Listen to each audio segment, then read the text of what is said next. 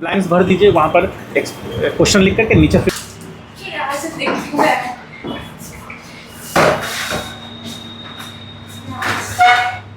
शुरू करें।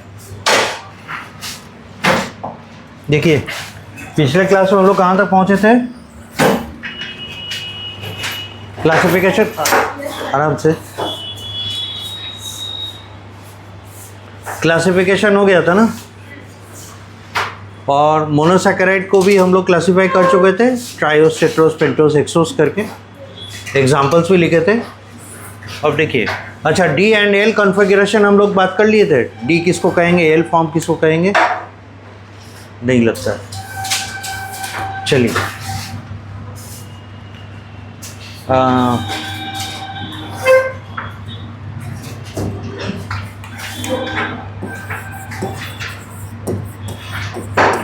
ग्लिसरॉल्डिहाइड,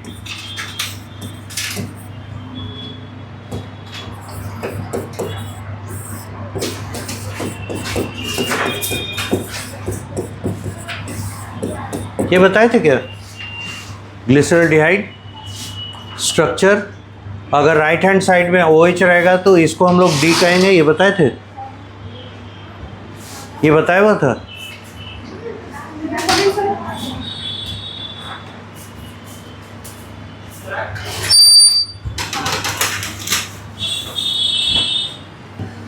देखिए ये ग्लिसरॉल्डिहाइड है और ये फिशर प्रोजेक्शन फार्मूला है। इस तरीके से हम लोग क्या करते हैं, शॉर्ट में कार्बन के स्ट्रक्चर को लिखने की कोशिश करते हैं।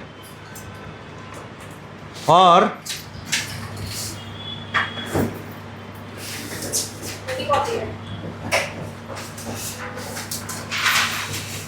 एक बेंच आ रहा, पीछे जाइए, आप आगे आइए।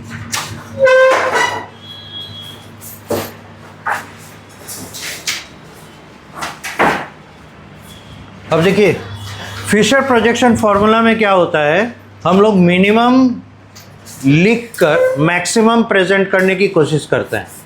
तो हम लोग जानते हैं कि हाइड्रोकार्बन में कार्बन और हाइड्रोजन होंगे, ठीक है, तो इसलिए कोशिश करते हैं इनको ना लिखें।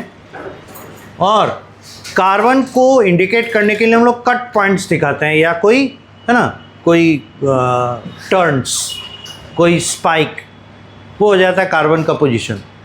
और हम लोग जानते हैं कि हाइड्रोजन है, इसलिए हाइड्रोजन लिखते ही नहीं। अगर हाइड्रोजन को डिस्प्लेस करके कोई और एटम या ग्रुप उसके जगह पे आ गया तो हम लोग उसको लिखते हैं, अदरवाइज नहीं लिखते। फॉर एग्जाम्पल, अगर हम लोग को इथेन लिखना होगा तो we draw simply a straight line. इसमें कितने कॉर्नर्स हैं, एक कॉर्नर ये हो गया, एक कॉर्नर ये हो गया, तीन, दोनों जगह पे कौन बैठा होगा, कार्बन। और बीच का जो स्ट्रेट लाइन है, डैश या हाइफन है, ये शो कर रहा है कि इन दोनों कार्बन के बीच में एक बॉन्ड है, सिंगल बॉन्ड है, ठीक है। बाकी हाइड्रोजन लिखने का जरूरत नहीं है, क्योंकि ये कार्बन 4 वैलेंसी वाला है, 3 वैलेंसी इसका हाइड्रोजन से सेटिस्फाइड है। फॉर एग्जाम्पल, अगर एक हाइड्रोजन डिस्प्लेस होकर OH आया है तो हम लोग इसको इथाइल अल्कोहल ऐसे लिख सकते हैं। इसी तरीके से अगर प्रोपेन लिखना हो तो हम लोग ऐसे सिंपली ड्रॉ कर देते हैं। यहाँ 3 कॉर्नर्स हैं, एक ये हो गया, एक ये हो गया, एक ये हो गया, 3 कॉर्नर पे 3 कार्बन बैठा है, हाइड्रोजन लिखने का ज़रूरत नहीं है। इस तरीके से हम लोग शॉर्ट में, है ना, स्ट्रक्चरल फार्मूला को दिखाने की कोशिश करते हैं। This is about Fischer projection formula. अब देखिए उसी चीज़ को इस्तेमाल करते हुए ग्लिसरॉल्डिहाइड लिखा गया है। यहाँ पे कट पॉइंट है, यहाँ पे कौन होगा, कार्बन, राइट। अब देखिए यहाँ इस टर्मिनल पोजीशन पे कार्बन सिर्फ नहीं है, एल्डिहाइडिक ग्रुप के रूप में है, इसलिए CHO यहाँ लिखा गया। और अपनी सुविधा के लिए हम लोग यहाँ पे एज ए ग्रुप CH2OH को ट्रीट करते हैं, इसीलिए CH2OH लिखा गया। अदरवाइज यहाँ स्ट्रेट लाइन देके मान लेते हैं, अगर हमको ये नहीं दिखाना होता हम सीधे OH ऐसे लिख सकते थे। This also represents here it is CH2OH, क्योंकि टर्मिनल पोजीशन है, यहाँ पे कार्बन है और इसकी 3 वैलेंसीज है, जिसके 2 वैलेंसी हाइड्रोजन है और एक हाइड्रोजन को रिप्लेस करके OH ग्रुप आया, ठीक है। तो हम लोग थोड़ा आसान कर देते हैं, इतना कॉम्प्लिकेटेड नहीं रखते और इसको सीधे CH2OH लिखते हैं। Now the thing is this, इस ग्लिसरॉल्डिहाइड में हम लोग देखते हैं इस कार्बन को, जिस कार्बन पर चारों ग्रुप अलग हैं। ठीक है, इतना बताए थे क्या पिछले क्लास में? कायरल कार्बन बताए थे। और इस कायरल कार्बन पे शुगर के लिए स्पेशली इस कंपाउंड को, ग्लिसरॉल्डिहाइड को, हम लोग as a reference compound use करते हैं। और इस कायरल सेंटर पे OH जब दाहिने तरफ है तो हम लोग इसको डी फॉर्म लिखते हैं, डी ग्लिसरॉल्डिहाइड। ये बता चुके हैं ना? हाँ, डी ग्लिसरॉल्डिहाइड। ठीक है। और अगर ये OH लेफ्ट साइड में आ जाएगा, एल ग्लिसरॉल्डिहाइड। तो ये किसका एग्जाम्पल है? ट्रायोज का। ये तो बता चुके थे। और ट्रायोज में अगर एल्डिहाइडिक ग्रुप है, यहां देख रहे हैं ना एल्डिहाइड है, तो ट्रायोज में अगर एल्डिहाइड है ये कहलाएगा एल्डोट्रायोज। ये कहलाएगा एल्डोट्रायोज। और यही 3 कार्बन वाला कंपाउंड अगर कीटोनिक ग्रुप रखे हुए हैं तो उसको कहेंगे कीटोट्रायोज। क्योंकि आप बाय डेफिनेशन चलेंगे उसमें देखिएगा हम लोग लिखे हैं पॉलीहाइड्रिक अल्कोहल विथ एल्डिहाइड और कीटोन आर द कार्बोहाइड्रेट्स और शुगर। तो यहाँ पॉलीहाइड्रिक कहने का मतलब है एक से अधिक। ठीक है। तो इसका 3 कार्बन वाला दूसरा एग्जाम्पल शुगर में हम लोग लेते हैं डाई हाइड्रोक्सी एसीटोन। इस पर्सपेक्टिव से हम लोग इसको देखते हैं कि ये कैसे कार्बोहाइड्रेट की कैटेगरी में आएगा।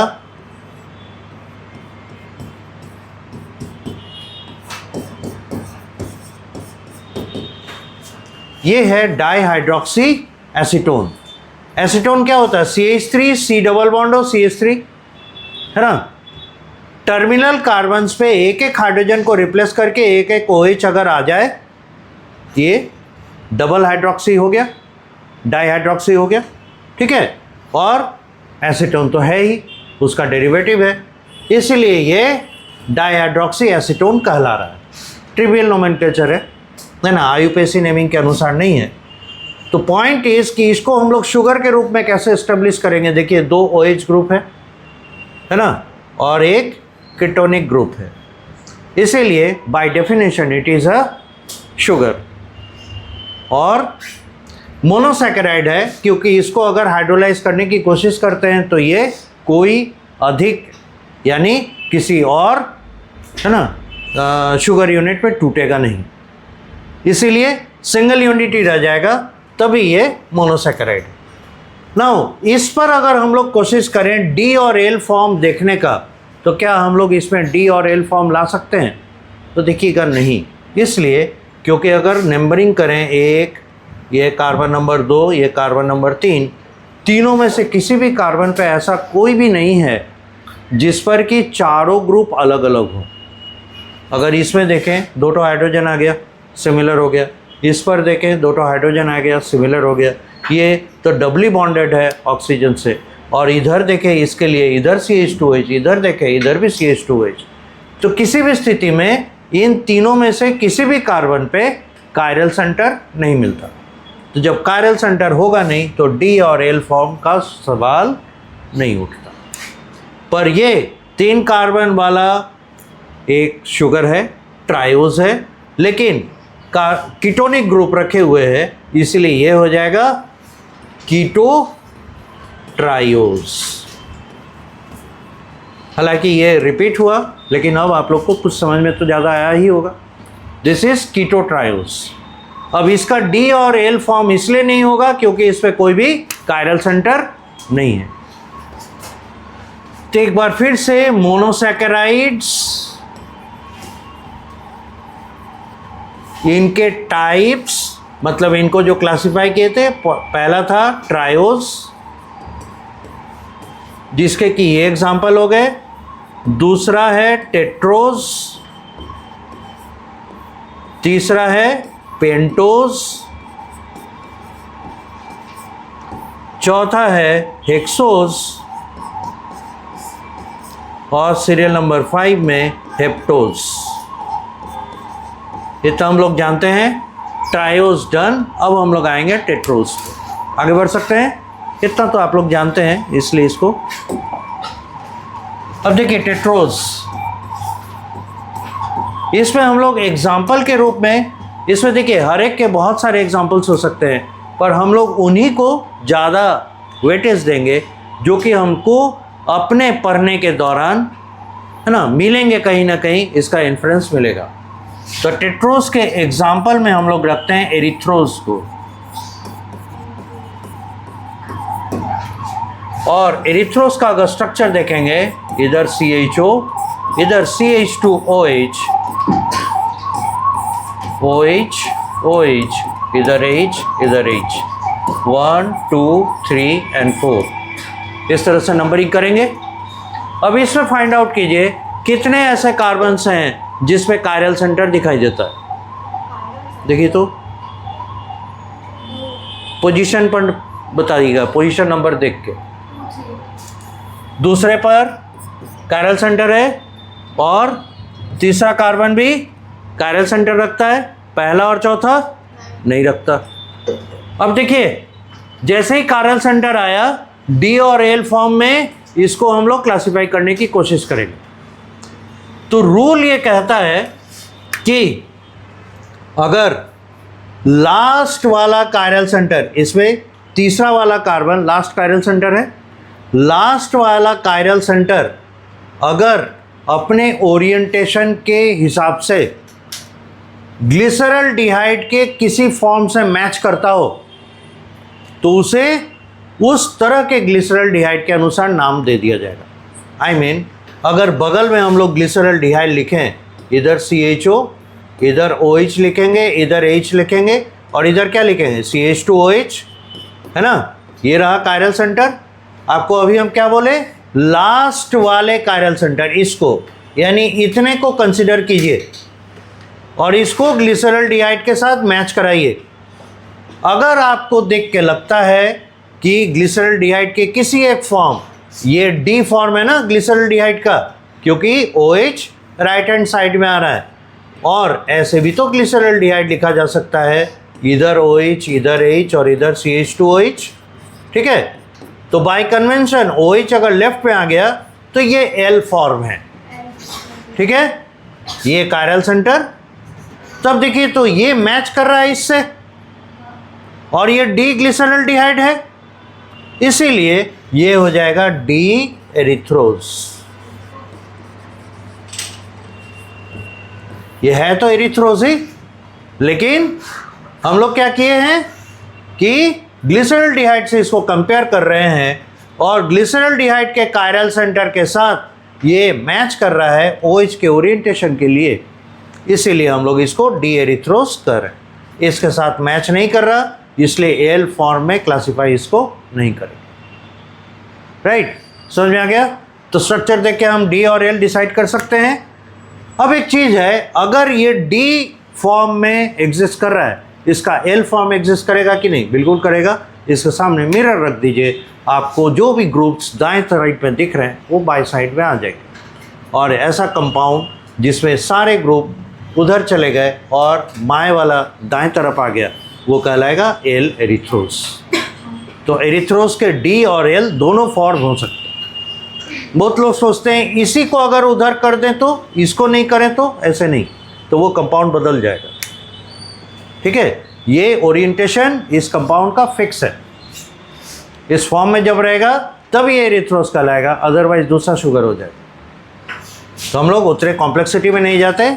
आपके हिसाब से ये एरिथ्रोज है और एरिथ्रोज का ये D फॉर्म है क्योंकि यहाँ से मैच करो। ठीक है, पूरा कीजिए। इसको रखने का ज़रूरत नहीं है क्योंकि इसके साथ मैच नहीं कर रहा है।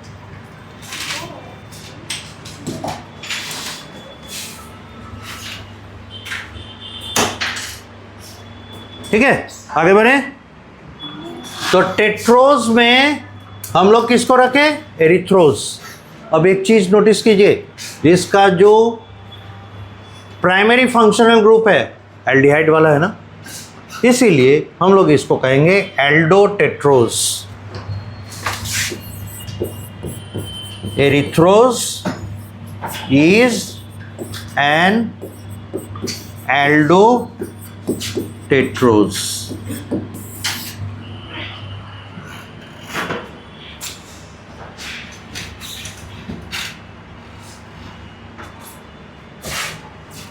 तो अब हम लोग को देखना है pentose. Example ribose, deoxyribose, ribulose. Ribose, deoxyribose और राइबोलोज। राइबोज जो है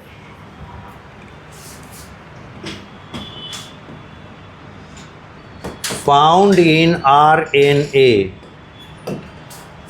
डीऑक्सीराइबोज फाउंड इन DNA और राइबोलोज part of the primary carbon acceptor in C3 plant।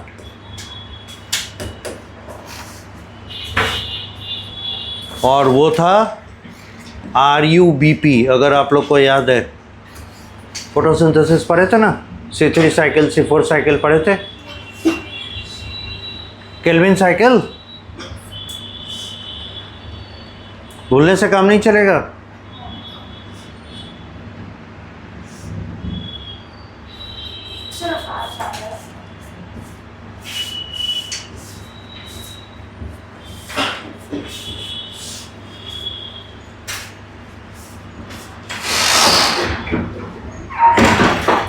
हो गया यहाँ तक?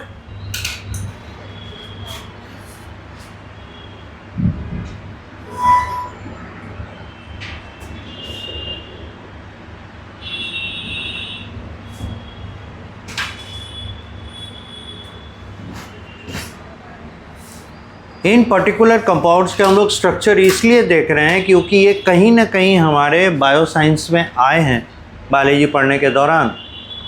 और स्पेशली ये राइबोस और डीऑक्सीराइबोस, ये तो और ज़रूरी है क्योंकि DNA जब हम लोग पढ़ेंगे, समझेंगे मॉलिक्यूलर बेसिस ऑफ इनहेरिटेंस, उस समय इसके बिना तो काम ही नहीं चलना है। ठीक है, इसीलिए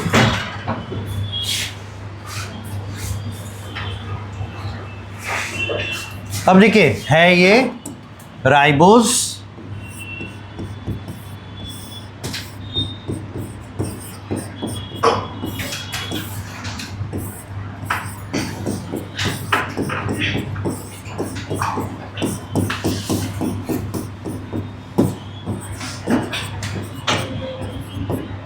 यहाँ इस राइबोस के स्ट्रक्चर में क्या लग रहा है, डी होगा या एल?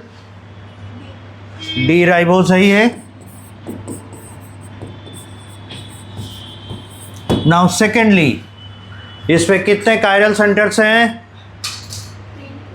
3। कार्बन नंबर कौन कौन सा? 2, 3 एंड 4। ठीक है, तो जाहिर सा बात है आप लोग अपने से इसका एल राइबोस भी लिख सकते हैं। मिरर इमेज ला देंगे, एल राइबोस हो जाएगा। Now we do for the deoxyribose.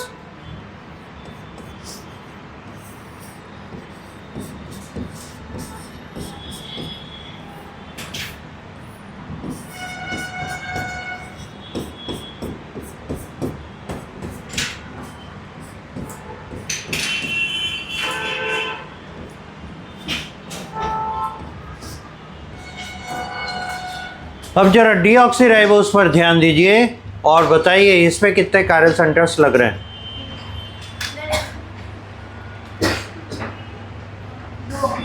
2 है। पोजीशन ये नहीं होगा,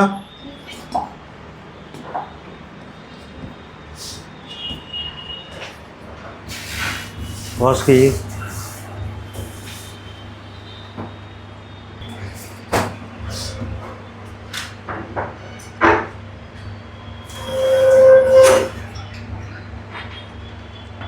तो डीऑक्सीराइबोस और राइबोस में देखिए एक चीज का सिर्फ अंतर है, वो है कार्बन नंबर 2। और कार्बन नंबर 2 पे देख रहे हैं कोई भी ऐसा ग्रुप नहीं है जिसमें OH हो, या आप ऐसे कहें कि राइबोस के सेकेंड पोजीशन पर से ऑक्सीजन को हटा दिया,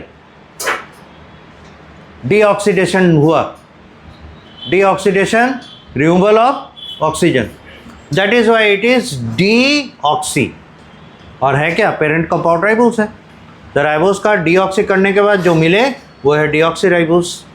अब बताइए, लास्ट कायरल सेंटर चौथा कार्बन, OH किधर दिख रहा है, राइट हैंड साइड, इसलिए इसको कैसे क्लासिफाई करेंगे, डीऑक्सी राइबोस। ठीक है। अब ये मिटा दे, इसका जरूरत नहीं है, लिख चुके हैं ना।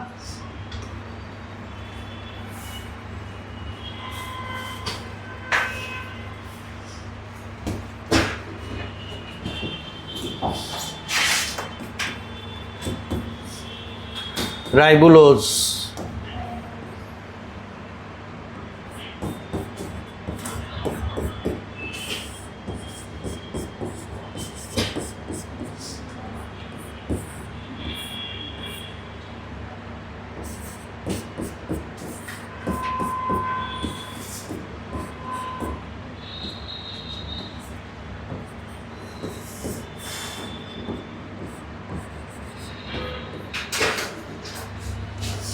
कितने कायरल सेंटर नजर आ रहे हैं, पोजीशन नंबर बताइएगा कार्बन का। और भी कोई है,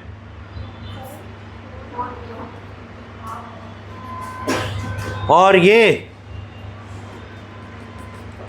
कीटोन ग्रुप होल्डर है ना। तब देखिए OH इसने लास्ट कायरल सेंटर पे राइट हैंड साइड रखा है, ये हो जाएगा D ribulose. Point number 1। Point number 2, ये दोनों एल्डिहाइड ग्रुप कंटेनिंग पेंटोज हैं, है ना। तो इन दोनों को हम लोग कह सकते हैं, या यहाँ राइबोस और डीऑक्सीराइबोस, इसके लिए आप लिखेंगे एल्डो पेंटोज। और ये स्ट्रक्चर आपको याद रखना है, इसीलिए बता रहे हैं। तो 4 बार 5 बार लिखिएगा तो वो ओवरलैप नहीं होगा। और ये है कीटो पेंटोज, ये है कीटो पेंटोज, कीटोनिक ग्रुप वाला पेंटोज शुगर, कीटो पेंटोज। तो हमारे पॉइंट ऑफ व्यू से अभी ये 3 ही इंपॉर्टेंट ज़्यादा हैं।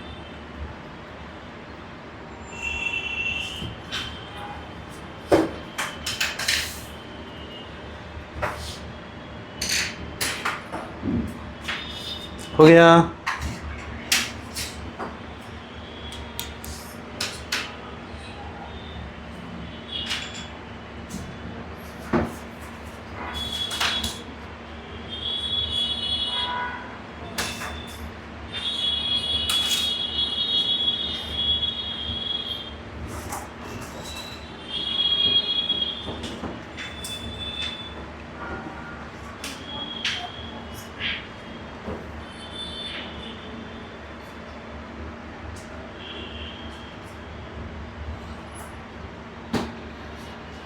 हो गया।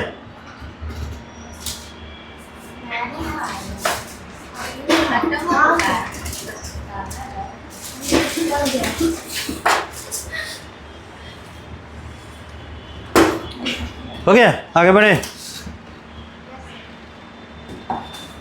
अब देखना है हम लोग को hexose.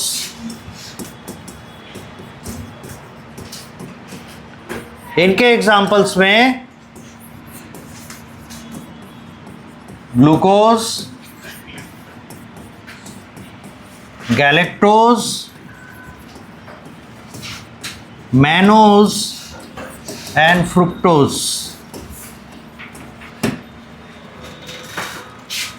Glucose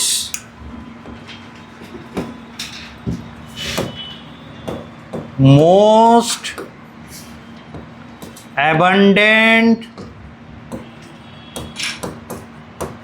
molecule on this earth. कैसा?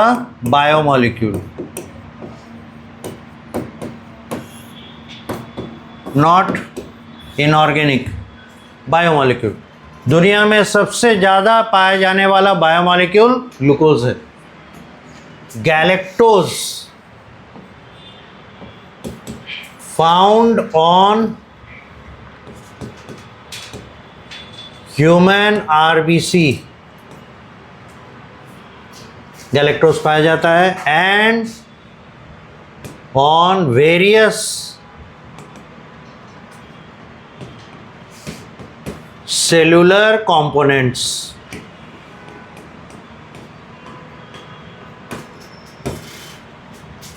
mannose found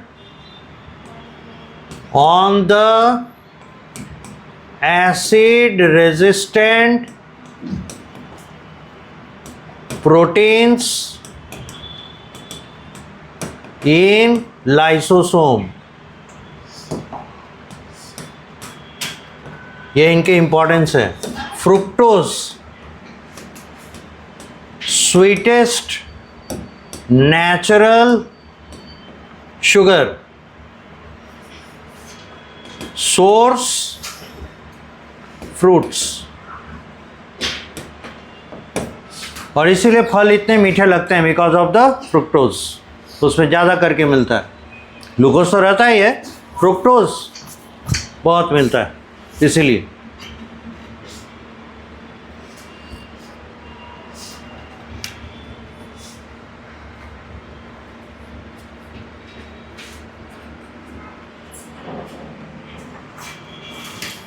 अब बारी है इनके स्ट्रक्चर देखने की।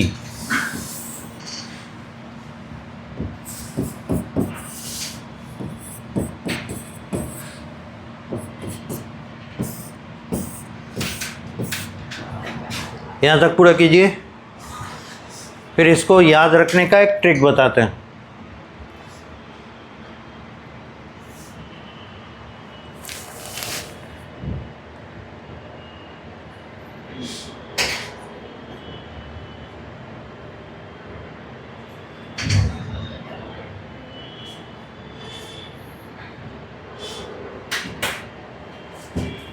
ओके, सभी इसको कर चुके हैं यहाँ तक। देखिए राइट हैंड साइड में एक सीक्वेंस याद रखिएगा, OH OH H OH, और बाकी इधर का वैलेंसी, अगर इधर H तो इधर OH बैठा दीजिए, अगर उधर OH है तो इधर H बैठा दीजिए। इधर क्या हो जाएगा? H H, इधर OH बैठाएंगे, इधर H। This is glucose. Now देख लीजिए कायरल सेंटर कहाँ कहाँ, 1 2 3 4, 4 कायरल सेंटर है। लास्ट वाले कायरल सेंटर पे OH चला गया right hand side, D glucose.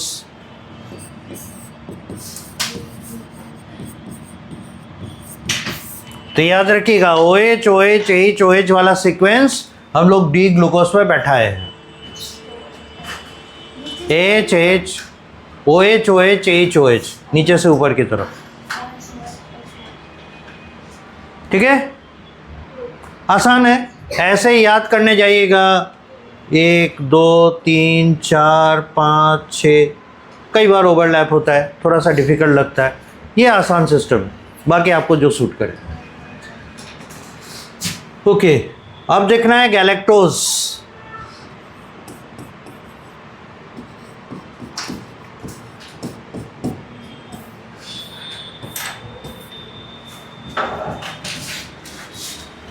ये फ्रेम तैयार कीजिए।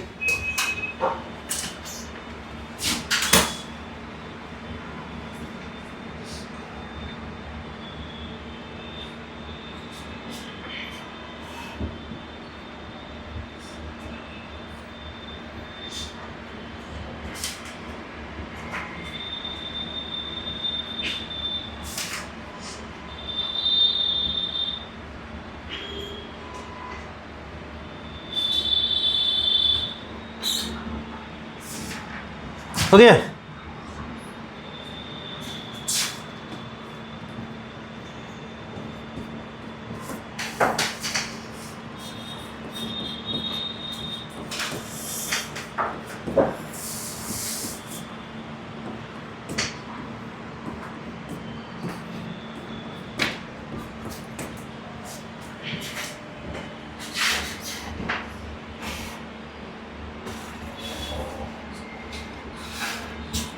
इसमें होता क्या है, ग्लूकोज और गैलेक्टोज में एक बात का ध्यान रखें, यहाँ पे आपको मिलेगा 4 कायरल सेंटर, लेकिन आप देखिएगा ध्यान देके, चौथे वाले कार्बन पर ग्रुप्स का ओरिएंटेशन, चौथे वाले कार्बन पर ग्रुप्स का ओरिएंटेशन ग्लूकोज और गैलेक्टोज में ऑपोजिट। देख रहे हैं ना, बाकी सारे सेम टू सेम, लेकिन हम लोग को तो डिसाइड करना है लास्ट वाले कार्बन से, और लास्ट वाले कार्बन पर OH चला गया कायरल सेंटर पे राइट हैंड साइड, इसीलिए ये भी डी फॉर्म होगा। किसका? तो गैलेक्टोज।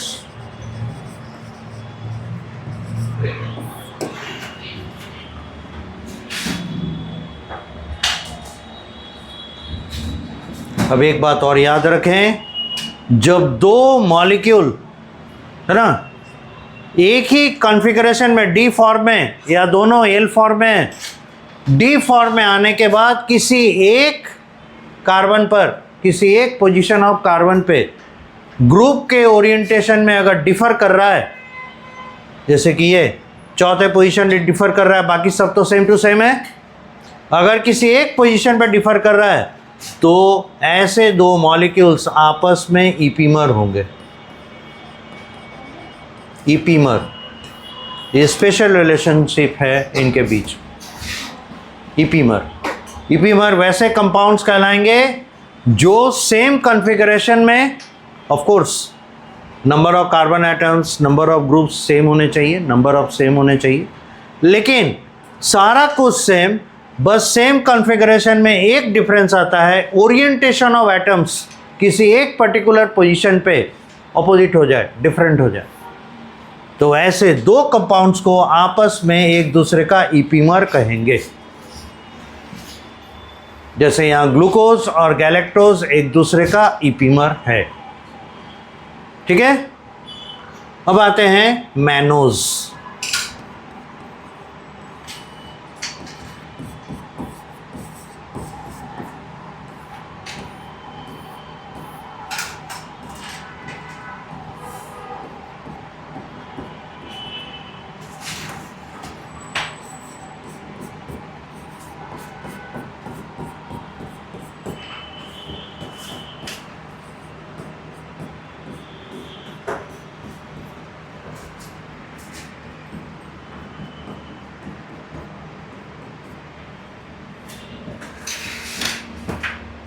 ये हो गया मैनोज। अब देखिए तो लास्ट कायरल सेंटर पे OH राइट साइड, तो ऑफ कोर्स ये डी मैनोज होगा।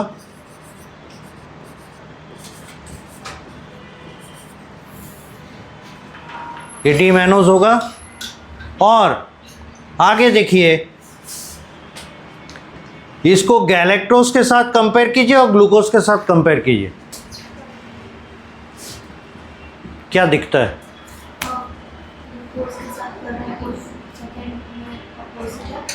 डिफर कर रहा है, बाकी सारा सेम।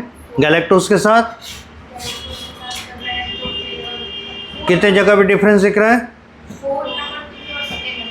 है ना? तो देखिए, जब एक से अधिक जगह पे डिफर करने लगे तब वो ईपीमर के लिए क्वालिफाई नहीं करते, इसीलिए मैनोज और गैलेक्टोज आपस में ईपीमर नहीं होंगे। ये और ये आपस में ईपीमर नहीं होंगे, लेकिन ये और ये ईपीमर हो जाएंगे।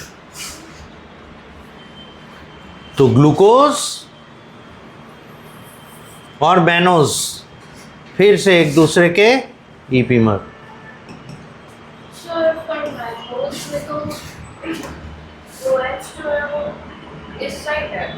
पोजीशन नंबर, हाँ,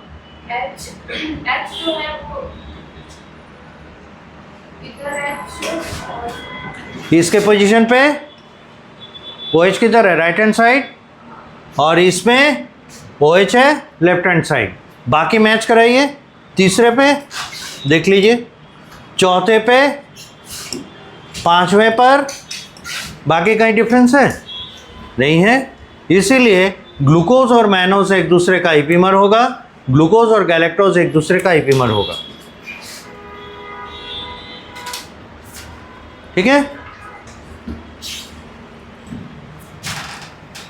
now the fructose story, CH2OH,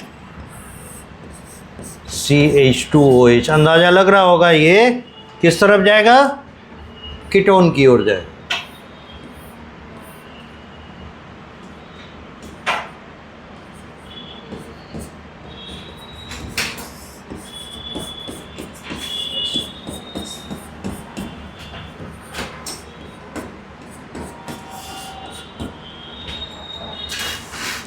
chiral centres इसमें कहाँ कहाँ दिख रहे हैं? Position number 3, 4 and 5। लास्ट वाले पे राइट हैंड साइड है, इसलिए ये हो जाएगा डी फ्रुक्टोज।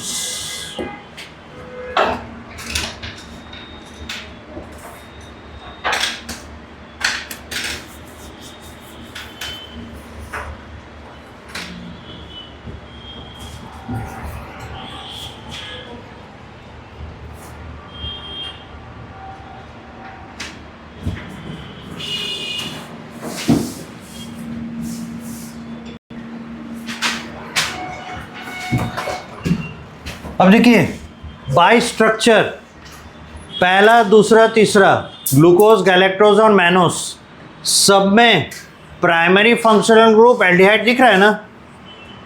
तो इन तीनों को हम लोग एल्डो हेक्सोस कर सकते हैं। एल्डो फॉर एल्डिहाइड, 6 कार्बन वाले हेक्सोस हैं, ये 6 कार्बन वाले हैं इसलिए हेक्सोस। तो ग्लूकोज, गैलेक्टोज और मैनोज ये क्या हो जाएंगे? Aldo hexose. और फ्रुक्टोज ये हो जाएगा कीटो हेक्सोस।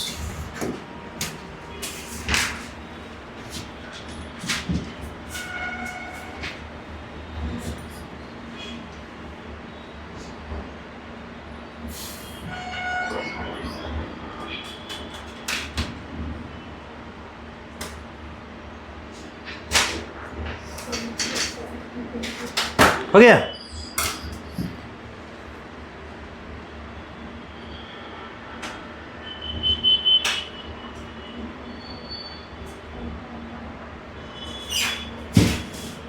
आगे बढ़े।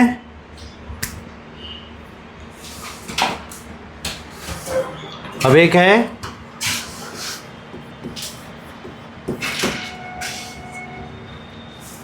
हेप्टोज, और इसके एग्जाम्पल में है सेडोहेप्टुलोज। ये 7 कार्बन का, कार्बन इसमें 7 हैं।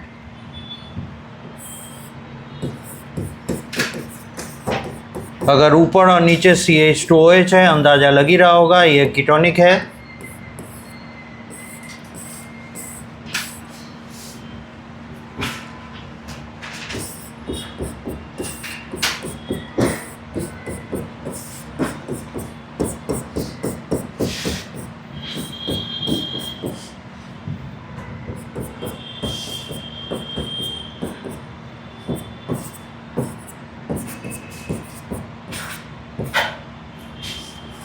सेवन कार्बन यूनिट्स, और लास्ट कायरल सेंटर पे OH है राइट हैंड साइड में, D sedoheptulose.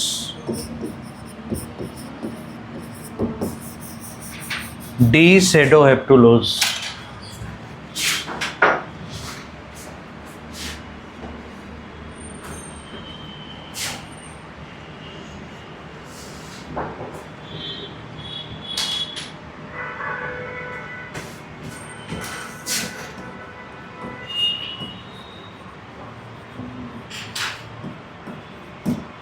So this is ketoheptose,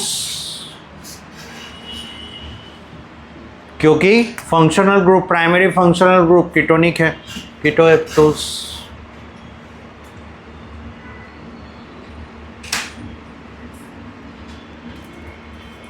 तो एक स्टेज हम लोग पार कर गए मोनोसैकेराइड्स के, ये था इनका ओपन चेन कॉन्फ़िगरेशन, है ना, स्ट्रेट चेन है। अब देखिए cyclisation of the monosaccharides. NCERT book लाए हैं ना 11th और 12th वाला, सबको बोले थे 11th बायो और 12th का सेकेंड वॉल्यूम केमिस्ट्री का।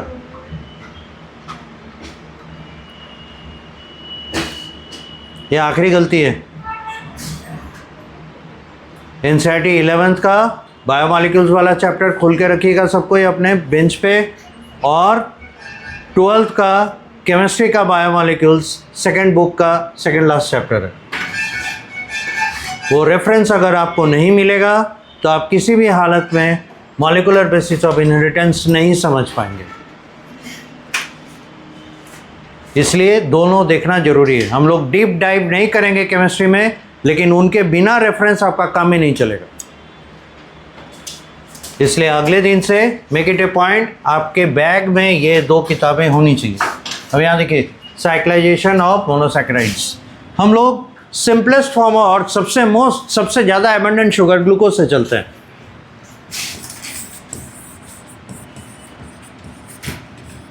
और वो भी डी ग्लूकोज।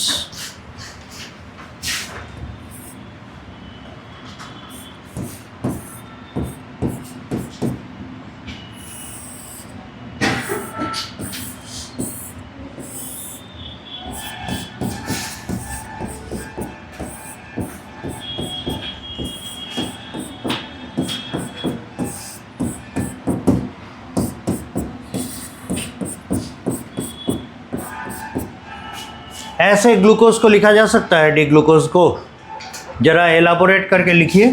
ये कार्बन नंबर 1, 2, 3, 4, 5 एंड 6। और कंजूसी नहीं कीजिएगा, जगह छोड़ के बढ़िया से लिखिएगा, थोड़ा फैलाकर।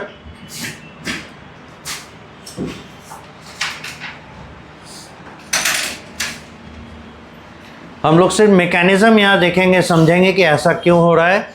बाद बाकी आगे जब भी देखेंगे हम लोग साइक्लिक स्ट्रक्चर ही लिखेंगे, क्योंकि ओपन चेन और रिंग फॉर्म या क्लोज चेन, ये दोनों के बीच में ऑल्टरनेट करता रहता है।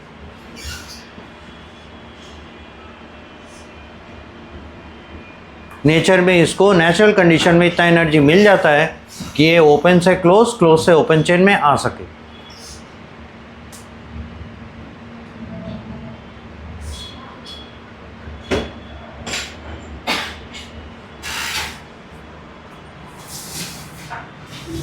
हो गया?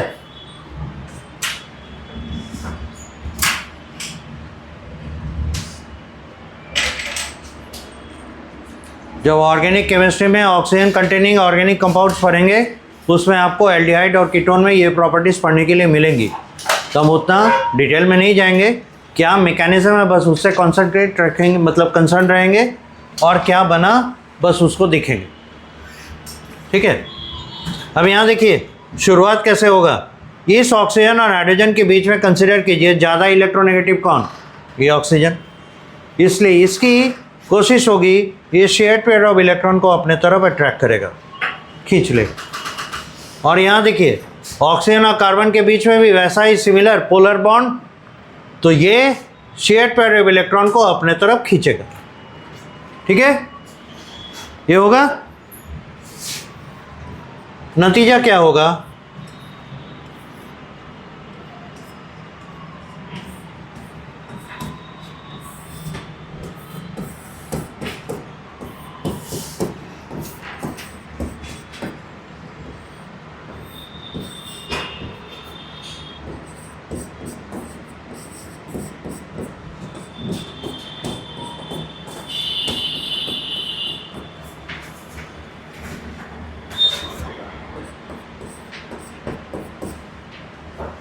ऐसे हो जाएगा।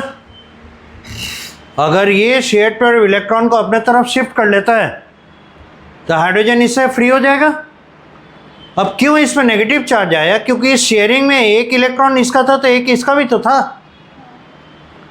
और अपना इलेक्ट्रॉन लिया, उसको काउंटर करने के लिए इसके पास ऑलरेडी प्रोटॉन है। पर हाइड्रोजन का जो ये इलेक्ट्रॉन हड़प लिया, उसके काउंटर के लिए इसके पास प्रोटॉन नहीं है न्यूक्लियस में, इसीलिए इस पर इलेक्ट्रॉन के वजह से, एक इलेक्ट्रॉन ग्रैब करने की वजह से एक एक्स्ट्रा नेगेटिव चार्ज दिखेगा। अब हाइड्रोजन एक इलेक्ट्रॉन एक प्रोटॉन के साथ था, इसका इलेक्ट्रॉन हो गया लॉस, इसके न्यूक्लियस में एकलौता प्रोटॉन बैठा हुआ है अनअटेंडेड, तो इस पर पॉजिटिव चार्ज इसी वजह से आएगा। अब ये पॉजिटिव चार्ज नियर बाय देख रहा है, यहाँ पे नेगेटिव सेंटर है, कहीं नहीं अटैक करें, चलेगा, ठीक है। तो ये हाइड्रोजन यहाँ से शिफ्ट होकर इसकी ओर जाएगा, और अगर ये थोड़ा सा टेढ़ा हो, ऐसे बेंड करे, तो इस ऑक्सीजन के नज़दीक ये कार्बन सेंटर आ सकता है, होगा ना। अगर ये बेंड करे मॉलिक्यूल ऐसे, तो इस ऑक्सीजन के नज़दीक ये पॉजिटिव सेंटर आ सकता है, ये शफलिंग हो सकता है, तो नेचुरली ये इसके कांटेक्ट में आ सकता है। तो देखिए, इसको पहले नोट किए,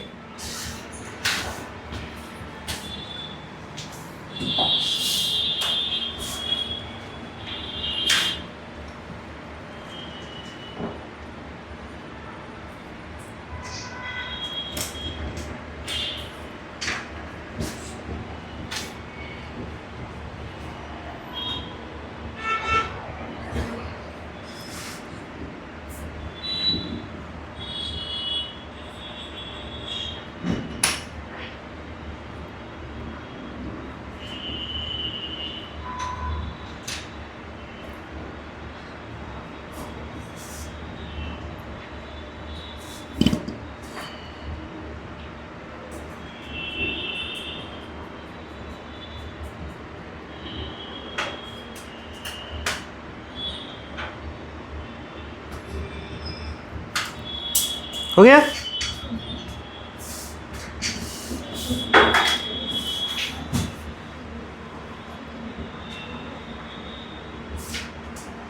तो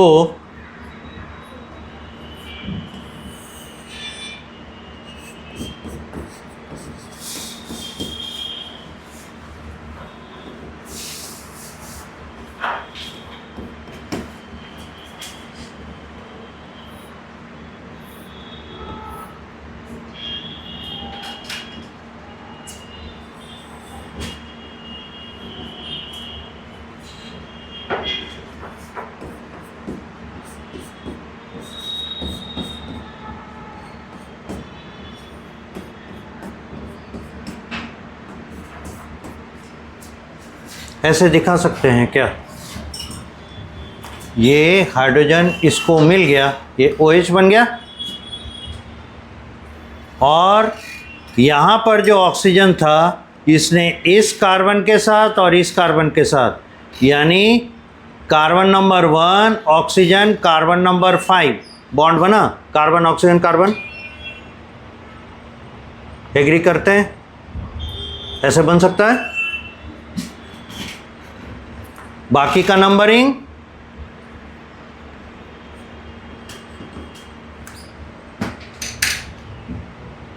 ठीक है, कहीं कोई दिक्कत?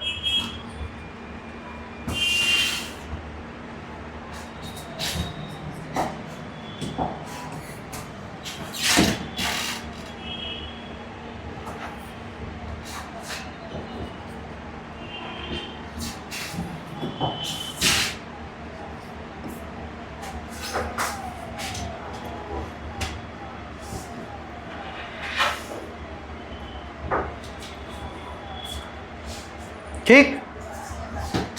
अब पहले कार्बन 1 का पोजीशन देखिए, तो ये क्या था? एल्डिहाइडिक ग्रुप था। अब इस कार्बन को नया नया 4 अलग ग्रुप्स मिले, नहीं लग रहा है? देखिए, ये और ये, 4 वैलेंसी अलग अलग ग्रुप से सेटिस्फाइड हैं, तो क्या ये नया कायरल सेंटर नहीं बना? नया कायरल सेंटर बना। तो अगर इंटरनल अरेंजमेंट ऑफ एटम्स या ग्रुप ऑफ एटम्स के वजह से किसी कंपाउंड में अगर कायरल सेंटर अपीयर हो और फिर अरेंजमेंट पहले जैसा हो जाने के बाद डिसअपीयर हो, तो ऐसे अचानक से उभर कर आ रहे कायरल सेंटर को हम लोग, मतलब उभरने की प्रक्रिया को, प्रोसेस को हम लोग कहते हैं एनोमेरिज्म। और जिस कार्बन पर ऐसी घटना हो रही है उसको कहते हैं एनोमेरिक कार्बन। ठीक है, फिर से सुन लीजिए। अगर इंटरनल अरेंजमेंट के कारण किसी कंपाउंड में अचानक से कोई कायरल सेंटर उभर कर आए, तो this process is called anomerism and the carbon showing the chiral centre is anomeric carbon. समझ गए? खुद से लिख सकते हैं।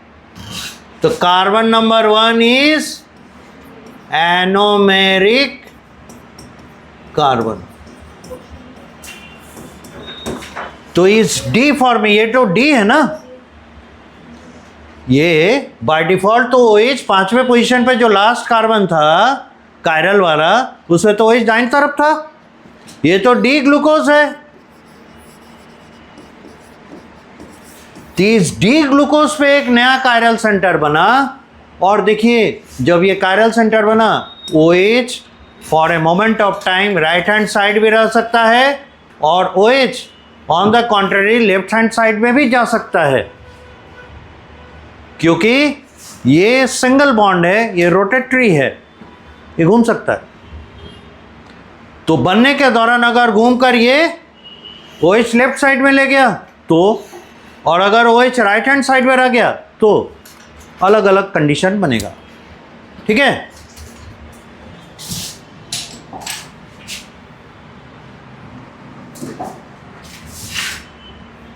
इसी को इक्विवेलेंट टू ऐसे कर दें।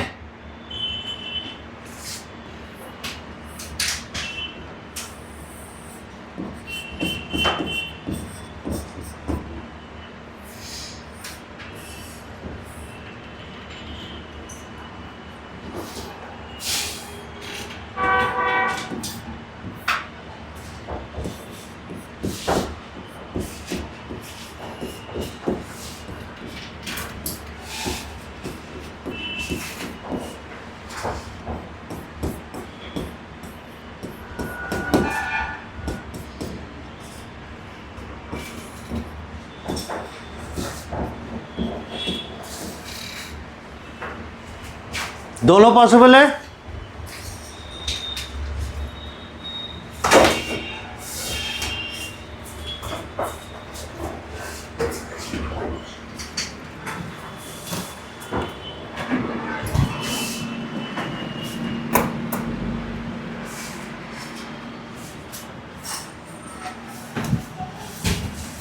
हो गया, दोनों पॉसिबल है। ये भी बन सकता है, ये भी बन सकता है।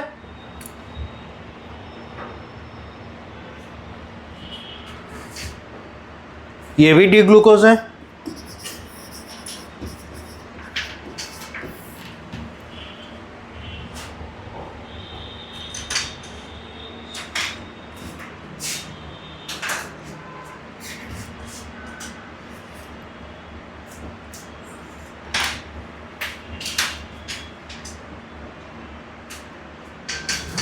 क्या इसको कॉपी कर सकते हैं?